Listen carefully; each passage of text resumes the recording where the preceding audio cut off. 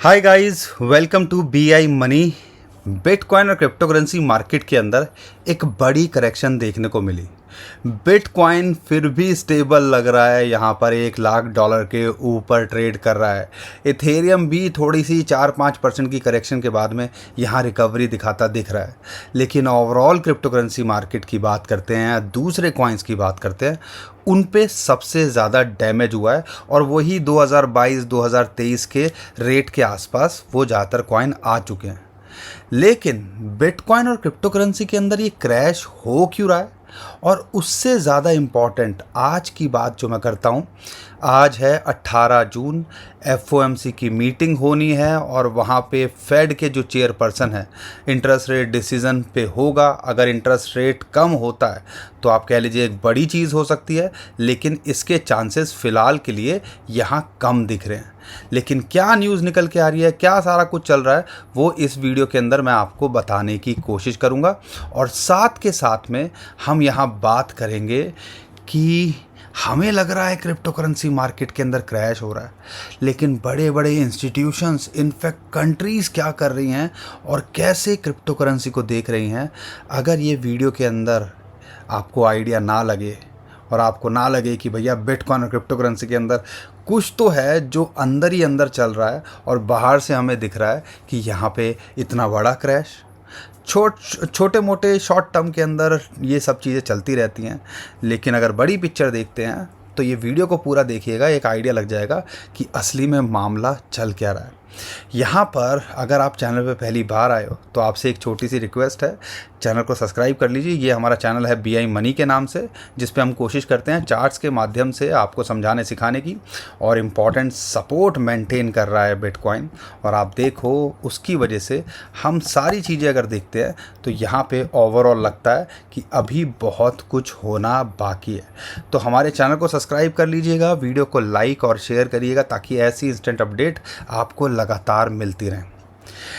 चलो, आज हर कोई नेगेटिव ही करे जा रहा है, लेकिन आज की शुरुआत मैं पॉजिटिव तरीके से करता हूँ कि यहाँ पर बिटकॉइन आप देखो कि लगातार पिछले 10 दिन से एक इम्पॉर्टेंट सपोर्ट है। ये जो ग्रीन लाइन है इसको हम 50 डे मूविंग एवरेज आप भी लगा सकते हो, इसको बहुत इजी है। मूविंग एवरेज इस पे जाओगे तो इंडिकेटर है, ये पिंक लाइन है, ये है 21 मूविंग एवरेज, और ये जो आपको ब्राउन लाइन दिख रही है ये है 200 डे मूविंग एवरेज। ठीक है, तो इनके बारे में मैं थोड़ा और डिटेल के अंदर बाद में आपको समझाऊँगा, लेकिन यहाँ पर आप जो नोटिस करने वाली बात है, बार बार उसके आसपास आता है और यहाँ से बाउंस बैक हमें करता देखने को मिल रहा है। टेक्निकली बिटकॉइन एक कह सकते हो कि यहाँ पर सपोर्ट और रेजिस्टेंस को अपनी रिस्पेक्ट कर रहा है, लेकिन आपको नोटिस करना है ये चीज़।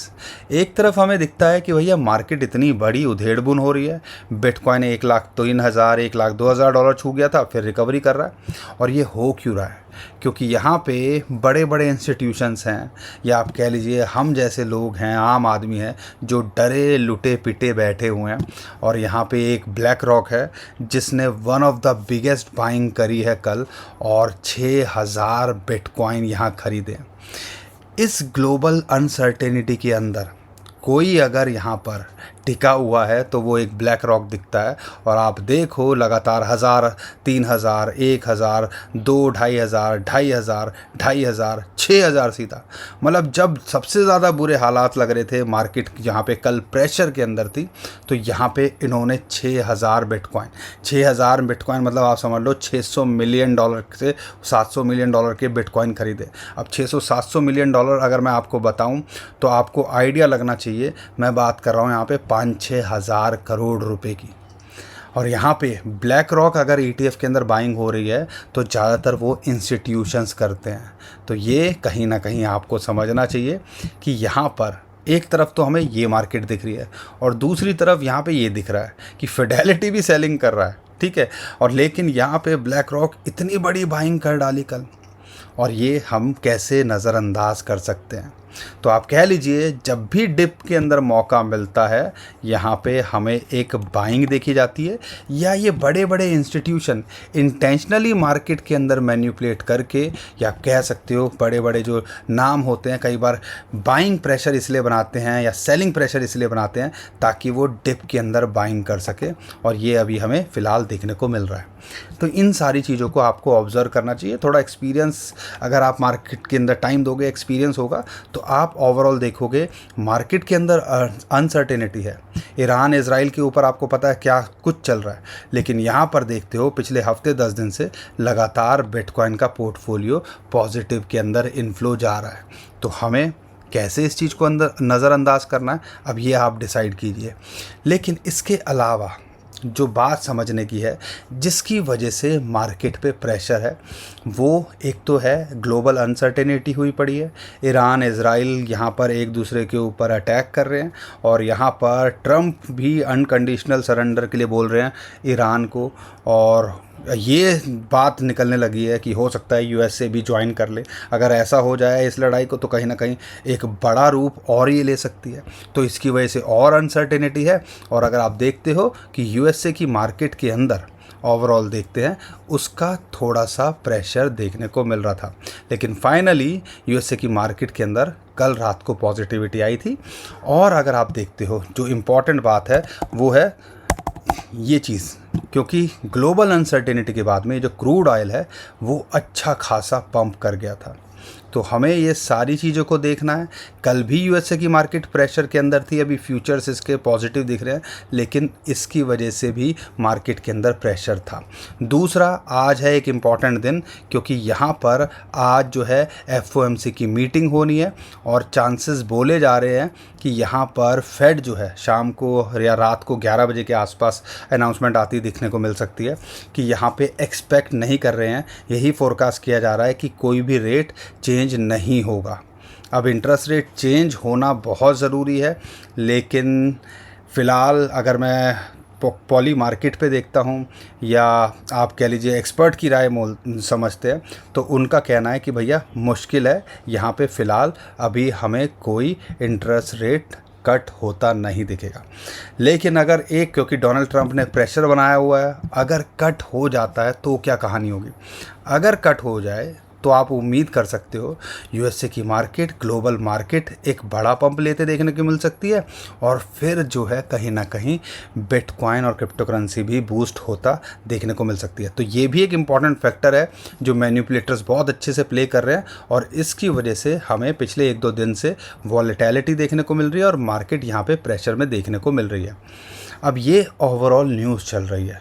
इसके अलावा जो बड़ी बड़ी न्यूज़ हैं जो आपको पता होनी चाहिए, उसके बारे में अगर मैं आपको बताऊं, तो यहाँ पर ईरान इजराइल का मैंने आपको बता ही दिया। कोशिश हो रही है कि यहाँ पे चीज़ें सॉल्व हों, कूल डाउन हो, लेकिन जब तक ये अनसर्टेनिटी रहेगी तो ग्लोबल मार्केट में एक प्रेशर रहेगा, और जब भी ग्लोबल मार्केट में प्रेशर रहेगा तो अल्टीमेटली गोल्ड हो गया, क्रूड हो गया, या बिटकॉइन हो गया, उसको अल्टीमेटली रिकवरी दिखानी चाहिए या पंप करना चाहिए।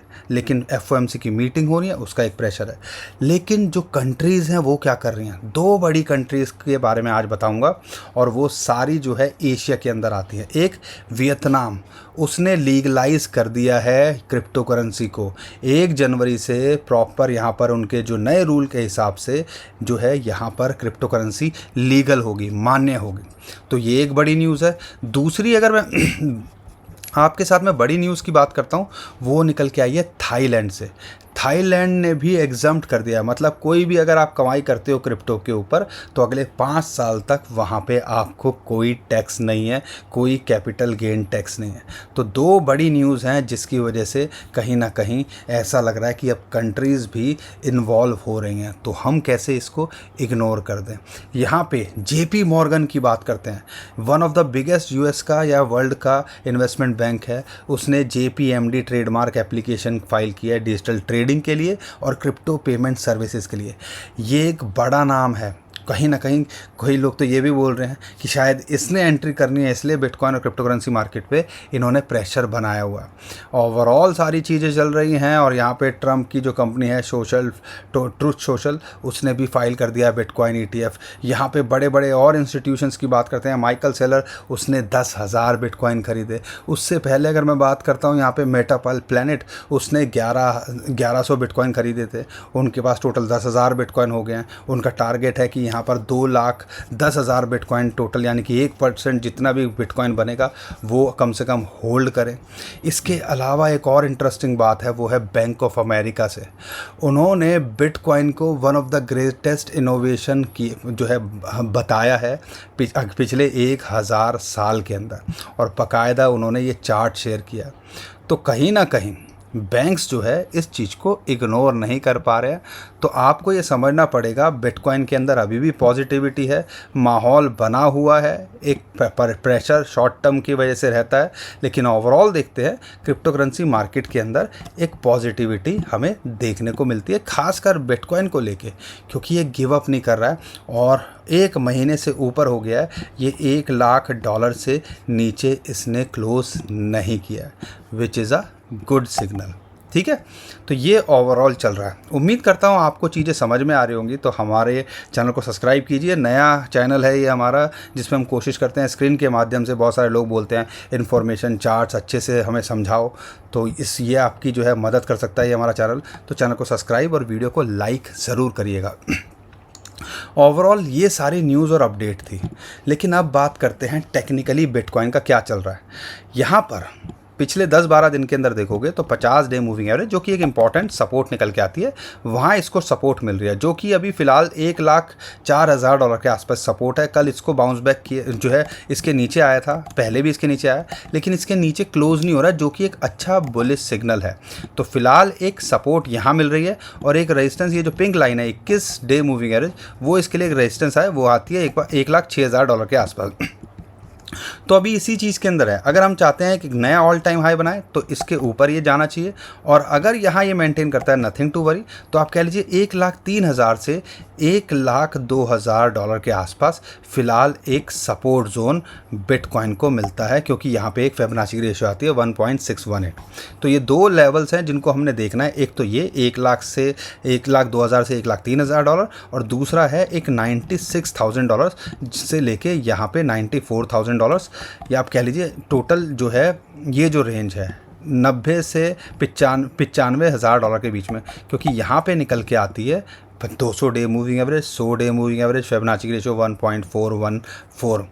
तो ये ओवरऑल पिक्चर चल रही है। लेकिन अच्छी बात क्या है, अपनी सपोर्ट को ये रेस्पेक्ट कर रहा है, उसके नीचे ही क्लोज नहीं कर रहा है, जो कि एक अच्छा सिग्नल ओवरऑल बिटकॉइन के लिए। और बिटकॉइन यहाँ टिकेगा तो overall crypto currency market there सवेर में ऑल्ट कॉइन मार्केट रिकवर कर जाएगी।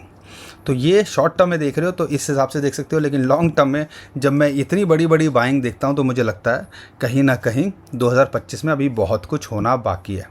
बाकी ऑल्ट कॉइन्स को लेके आप भी डरे हो और हम भी डरे हुए हैं, और वो इसलिए हैं क्योंकि जो बिटकॉइन की डोमिनेंस है वो दोबारा से अपने रीसेंट हाई को टेस्ट कर रही है, लगभग 65% के आसपास पहुँच गई है, और ये डायरेक्टली इशारा देता है कि ओवरऑल क्रिप्टो करेंसी मार्केट के अंदर या ऑल्ट कॉइन्स के अंदर प्रेशर है।